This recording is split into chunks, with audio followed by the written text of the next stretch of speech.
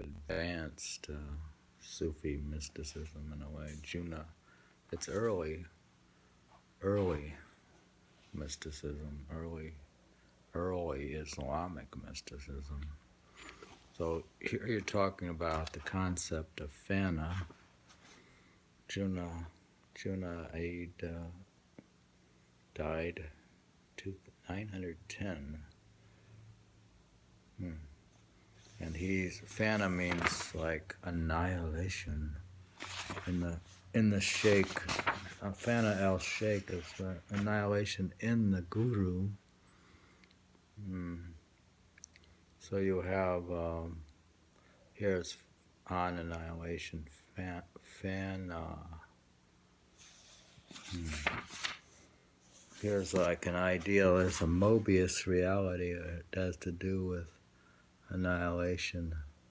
Mobius reality is two-sided, one surface object reflecting the paradox of humility.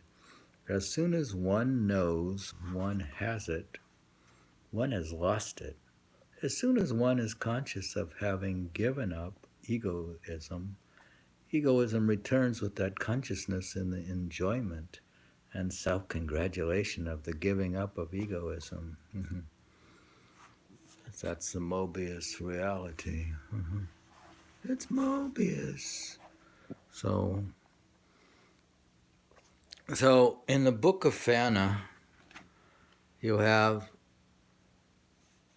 he says, praise be to God who cut off attachments from those who cut themselves off for him, who granted the realities to those who cling to him and rely upon him, for by founding them, granting them his love, he confirmed the knowers in his party, placed them in ranks of endowment, and showed them a power which he made appear from out of himself, and through which he granted them his favor, so that passing thoughts would not dominate and obstruct them. You see how passing thoughts disappear.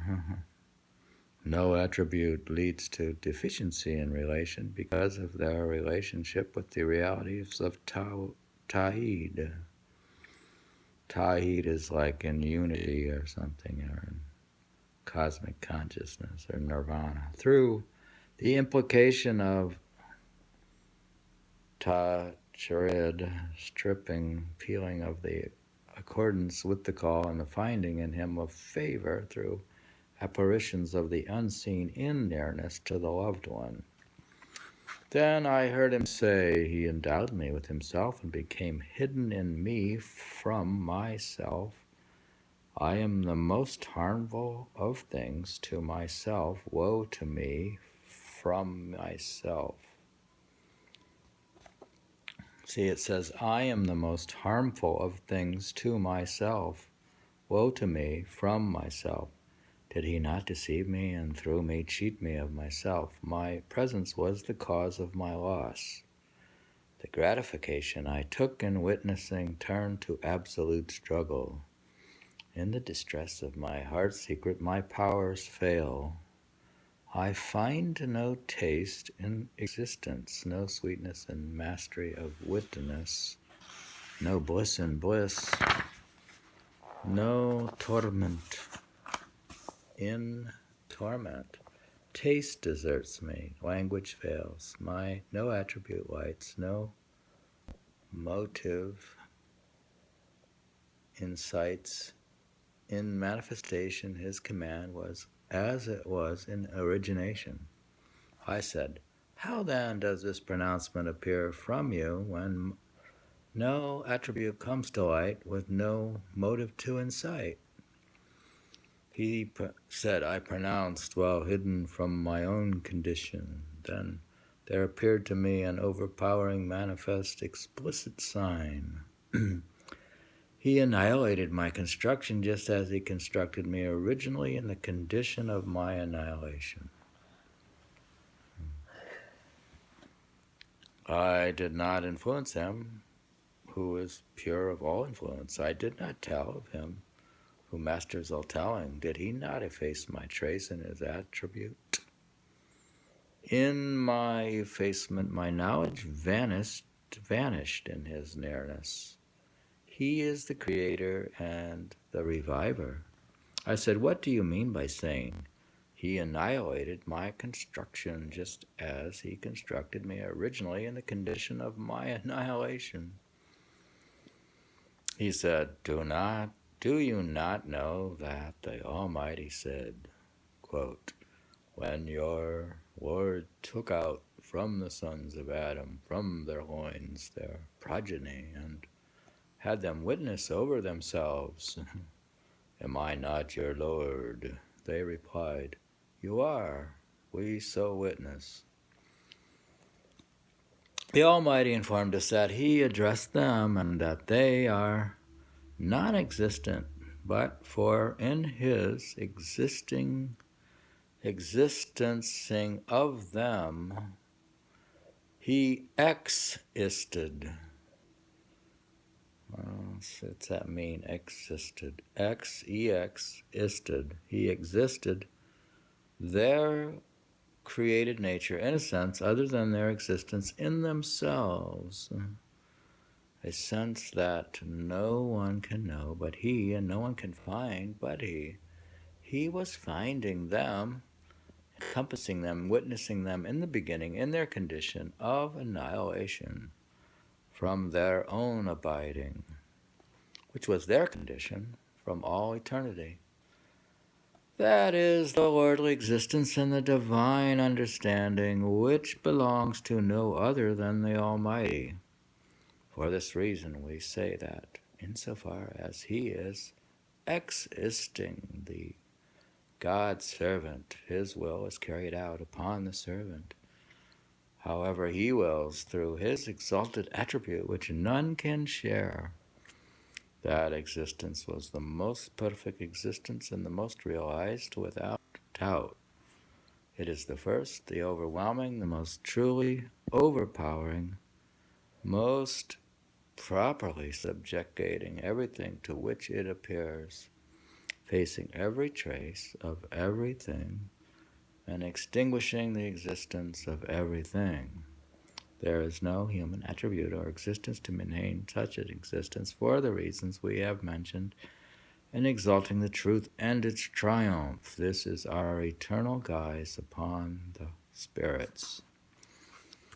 Bliss is not any recognized kind of bliss. Generosity in the real is not any known kind of generosity, because the Almighty does not perceive and is not perceived and does not change. No one knows the modality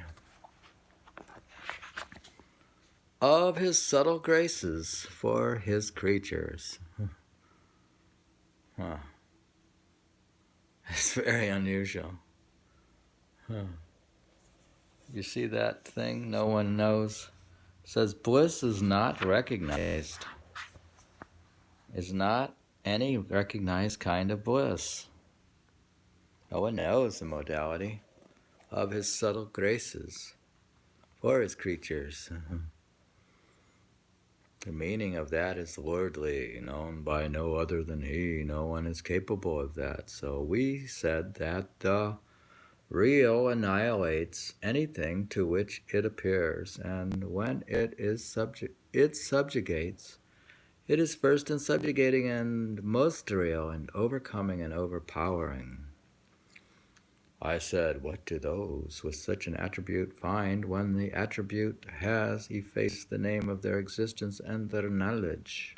He said, their existence through the real through them, and what appears to them in an overpowering word and sovereignty, not what they sought, then recalled and imagined after being overtaken. The real effaces them, annihilates them, does not adhere to them, and is not related to them. How then can they describe and find what they have not undertaken, what they have not borne upon themselves, what they have not approached, that of which they have no knowledge? The proof is in the extant tradition. It is not related from the prophet, peace and blessings of God upon him, that he said, Allah Almighty said, my servant continues to come near to me through free acts of devotion until I love him.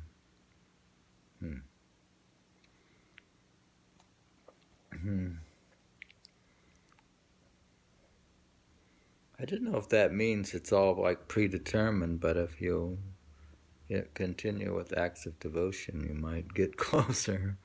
My servant continues to come near to me through free acts of devotion until I love him. When I love him, I am the hearing with which he hears and the seeing with which he sees.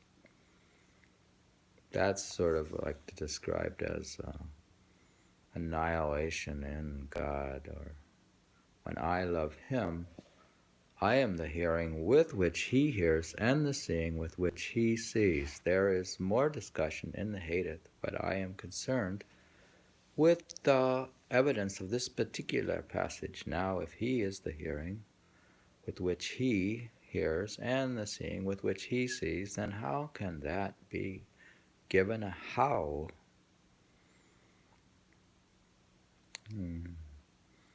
That's the question of how. I don't know what that is, given a how. Like, how is it done? Now, if he is the hearing with which he hears and the seeing with which he hears, then how can that be given a how? How can it be delimited such a way as to be accessible to a category of knowledge? Were anyone to claim such a thing, his claim would be false, because he cannot have knowledge of that. As a being with certain aspect that can be a category of knowledge and or knowing. There's two kinds of knowledge here. Knowledge is sort of knowledge. Ilm is like book knowledge, and knowing, or marifa, is like intuitive, sort of mystical knowledge. This means that he helps him and supports him and guides him and allows him to witness whatever he wills, however he wills, in reaching the aim and in agreement with the real. That is the action of Allah Almighty and him and his endeavors for him, which are related back to him, not to the one who finds them. They are not from him or of him or through him, but they come down upon him from another. In their other, they are prior to him in their otherness. For this reason, these endowments can occur with this hidden attribute without being attributed to him or the human party, as we have explained. Seems we're reading about Fana, annihilation and mysticism, from the early source of Junayd. The end of the Book of Fana. That's from the Early Islamic Mysticism. I think that he is he's famous and commented, like he's so early that he's commented by everyone else.